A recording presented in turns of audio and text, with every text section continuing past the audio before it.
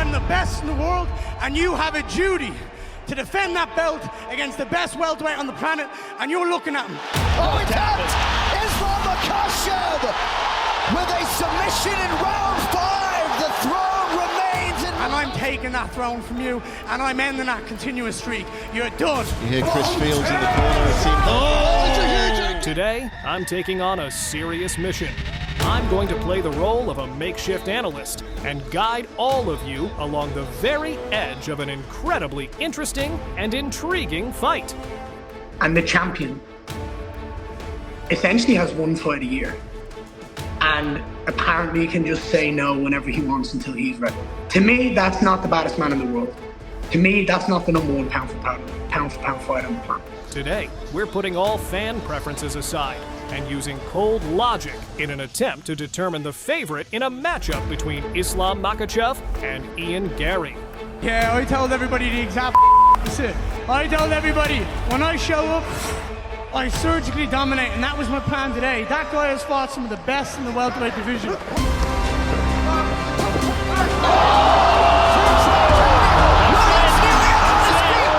Let's be honest, judging by the title, you can probably already guess what conclusion I'll reach closer to the end of the episode.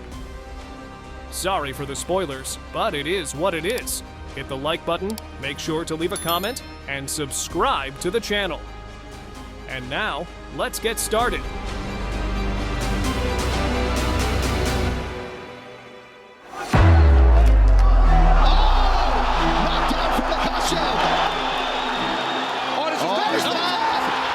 First, we need to understand one simple thing, and that is historical context.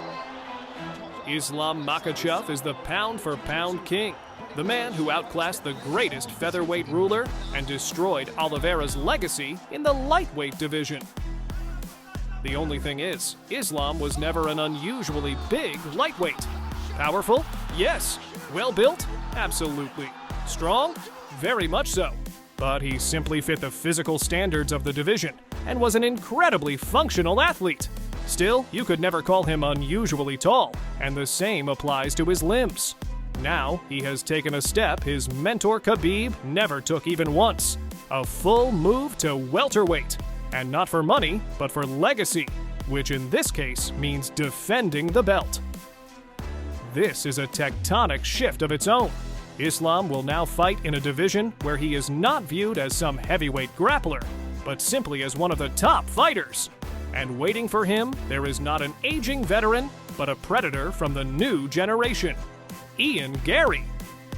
When you are looking for a fight with Islam Makhachev, the pound for pound #1 in the world, the current welterweight champion of the world, and he's someone who wants to grab a hold of your leg and take you down, and in a warm-up fight, stylistically, when someone wants to take me down and get me to the ground with Belal Muhammad, and I think, was it 10 takedowns I stuffed?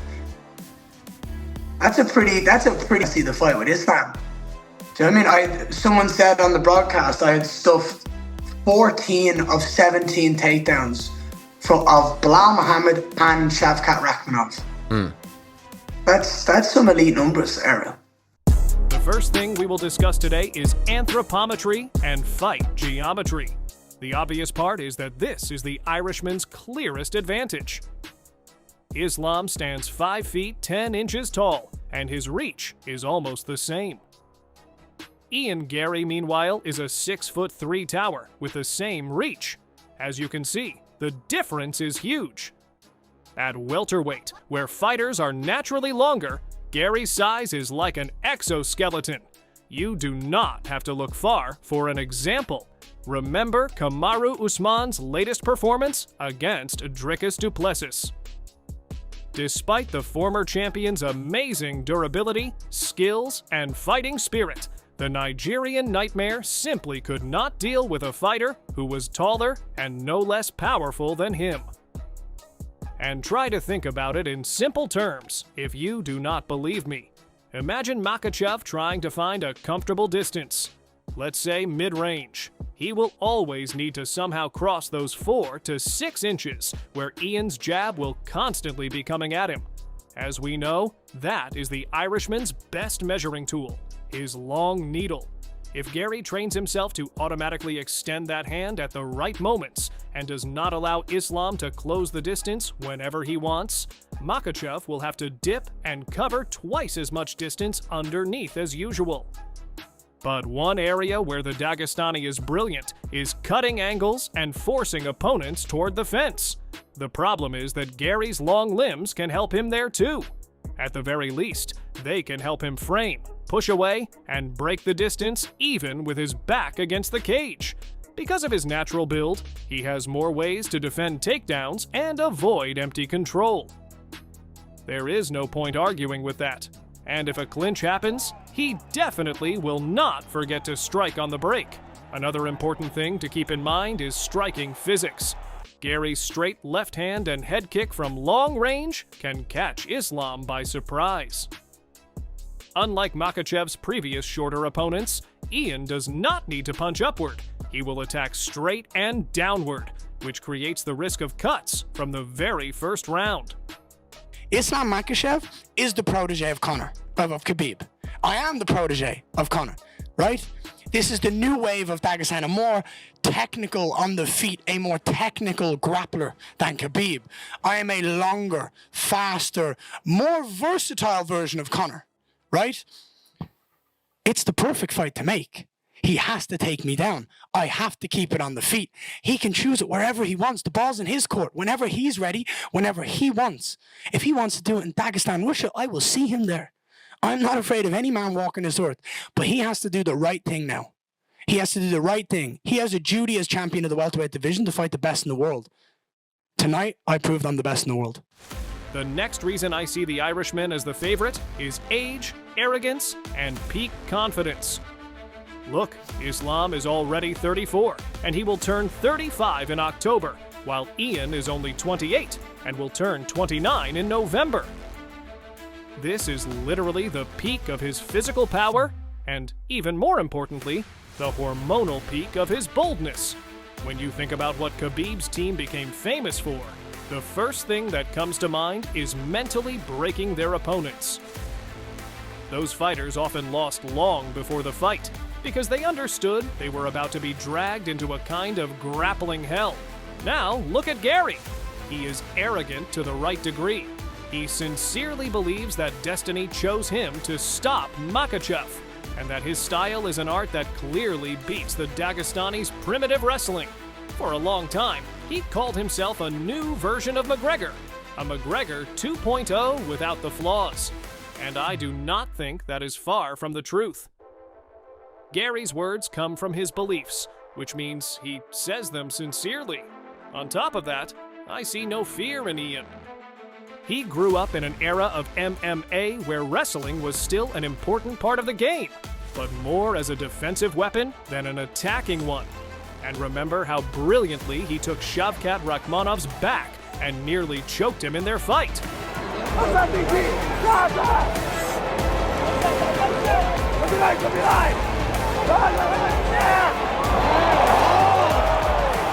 Unlike Poirier, who still allowed takedowns and eventually gave up his neck, Garry defends on the feet through footwork. He was not getting strangled in childhood by versions of Khabib in the gym. Psychologically, he is fresh. He does not tremble in front of a legend because he sees a shorter man who cannot be allowed near his legs. Many times, the combination of momentum and confidence has beaten experience. Islam has a habit of spending the first round testing his opponent's striking and only attacking the legs near the end of the round to score points. Against a long, young, hungry, and arrogant opponent, that could cost him the opening 5 minutes. While Makhachev is studying him, Ian will be throwing combinations with confidence. And judges, especially in the United States, love activity on the feet. I don't know. What I've been communicated is just, I'm working on it. This has happened. And it's just been a whole pantomime. And I'm just so happy that they finally said yes and that we've locked it in. The third reason for the Irish Machine's advantage over the Dagestani force is that welterweight is his natural division. And I believe this is the most underrated factor. For Islam, this will only be his second time entering the cage with that amount of mass. No matter how you look at it, his body remembers lightweight better. The muscle added for welterweight needs more oxygen. We saw how even the great Volkanovski looked completely different in his second fight with Makhachev, even though it came on short notice. Islam is strong, and that cannot be questioned. But his cardio balance with these new physical dimensions is still experimental.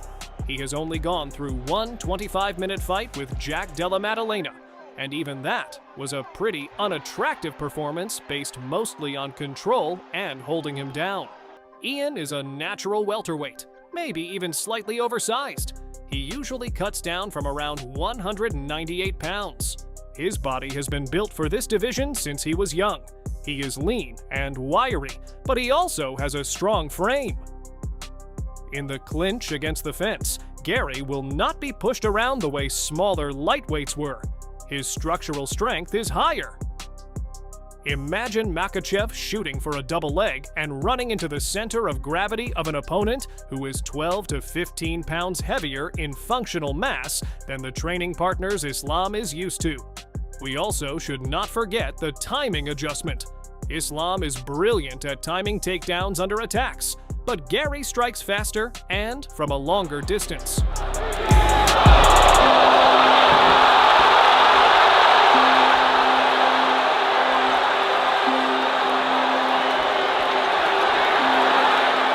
Closing the distance for a takedown under a straight punch from a long-armed opponent can be fatal. A knee to the body, a counter uppercut, or any other intercepting attack can land half a second earlier than the Dagestani expects. The timing perfected at AKA against lightweights can fail, because the Irishman's attacking geometry is different. I am the best in the world. I need an opportunity against the champion because that's what I deserve now. Islam Makhachev has came to this division, he won the title. But he has to fight me. He has to fight me. He has to do what's right and defend that against a welterweight at the top of the division. I am that. I've beaten number 5 in the world. I've beaten number 1 in the world. I am the best in this division. We have history. Our countries have history in the game. The biggest rivalry in the sport. You're Khabib's protege. I'm McGregor's protege. Let's run it back for that welterweight world title. And Islam, the ball is in your court. You choose when. You choose where. And I'll be there. But I'm telling you now, that belt ain't coming home with you. Argument number 4 is based on motivation. I call it restoring historical justice. It is a kind of spiritual fuel for the Irishman. And in the sport we all love, motivation often overcomes logic, every rational argument, and the actual situation. Say what you want, but it is difficult to forget the collective trauma of an entire nation. In 2018, Conor lost to Khabib by finish. In the most literal sense, that remains unfinished business for all of Ireland and for Garry himself. The young man presents himself as the evolution of the notorious. A victory over Islam would allow Ian to close that moral wound. What motivates him is not simply the championship belt, but the redemption of Irish MMA. There is also such a thing as underdog energy. To the whole world, Makhachev is an unbeatable machine. We all agree with that, right? To beat an opponent like that means entering history forever as the man who ended an era and did the impossible. Garry will not be fighting for money. He will be fighting for immortality. That rage could turn into a huge adrenaline rush at the start of the fight, and that would bring nothing good for Islam and the calm mood we are used to seeing from him. And there is one more small possibility. Ian's team can play with the shadow of Khabib, can they not? Constant references to 2018 and trash talk about Islam being only a pale copy of the Eagle could emotionally affect Makhachev, at least in theory. And if the Dagestani decides to stand and trade to prove that he is a great striker on his own, that will play into Garry's hands. There's a very, very easy plan in my mind of what I want next. I want to beat Belal Muhammad and make it undeniable that I'm next in line for that title. I want to stop Islam's continuous win streak of 16. He's never going to get to 17 because he's going to face me next. I then want to defend it against Shavkat Rakhmonov because it's the right thing to do. I need that win back. Prove to the world and to myself that I am just levels above him. The final factor, which I consider no less important than everything already mentioned, is the mental toughness of Ian Machado Garry. At this stage, if I were in the Irishman's corner, I would tell him this. This is your key to victory. Not being afraid means winning. The problem with many of Islam's previous victims is that after the first clinch or takedown attempt, they broke mentally. They broke under his speed, technique, pressure, and power. Garry must understand that his job is not to out-wrestle Makhachev. His job is to stop the wrestling from starting. If he gets taken down, he cannot accept guard and calm down while thinking only about defense.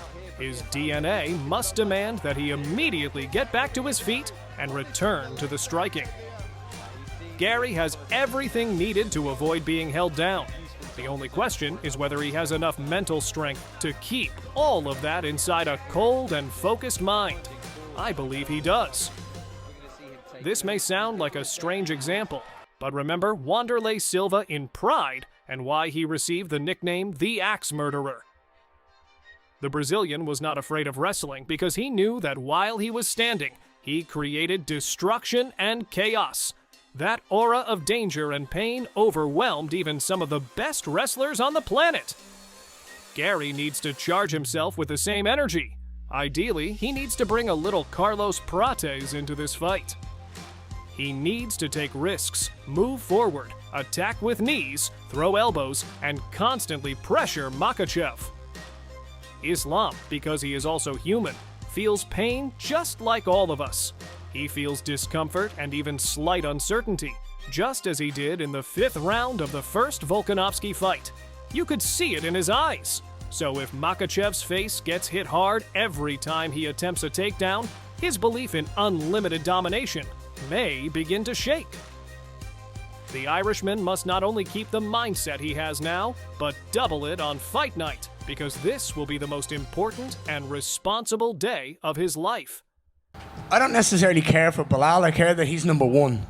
He's the number one in the world. So when I knock out number one, I become number one, and there's no one else above number one except Islam Makhachev, the champion. That's my goal. My entire goal this weekend is to go out there and leave it undoubtable, unquestionable, undeniable that Ian Machado Garry is the best welterweight walking the planet right now, and Islam Makhachev better back it up and challenge me for that belt.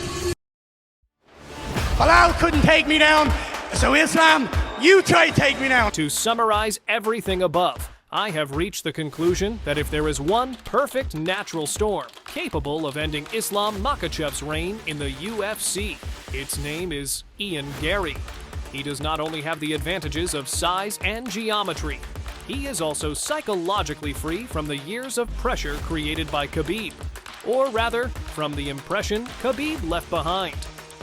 I believe there is a strong chance we are about to witness a change in the entire picture. A long, tall, well-rounded striker who does not tremble takes the throne from the greatest wrestler of the modern era and restores that same Irish justice. This fight may not be only about skills. It may be about the fact that evolution always devours its creators. And in this story, Garry is the new link in the chain of evolution. But what do you think? Leave your opinion in the comments. Do not forget to subscribe to the channel and hit the like button if you enjoyed the episode. See you soon!